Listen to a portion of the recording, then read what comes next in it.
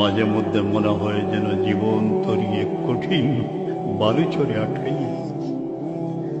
মাঝে মধ্যে মনে হয় বিশাল সিন্ধুর বুকে এখনই জীবন তরি ডুবে যাবে।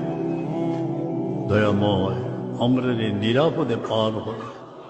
যদি মদিনার সেই সময় থাকতাম যখন রাসূলুল্লাহকে রিসিভ করেছে মদিনার শিশু কিশোররা, যুবক বৃদ্ধারা, বৃদ্ধ বৃদ্ধা সকলেই ছিলেন, সকল মানুষ বের হয়ে যখন নবীর শানে বলেছে তালা আল বদরু আলাইনা মিন সানিয়াতিল ওয়াদাই, সেই সময় তো আমি উপস্থিত ছিলাম না।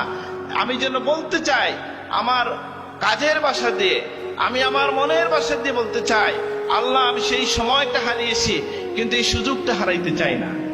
যে মিলাদুন নবীকে আমরা এই সুযোগ হিসাবে নেব, যে আল্লাহ রসুলের আদর্শের কথা আমরা তুলে ধরবো। আমরা অনেক সময় অনেক কুতর্কের শুনতাম,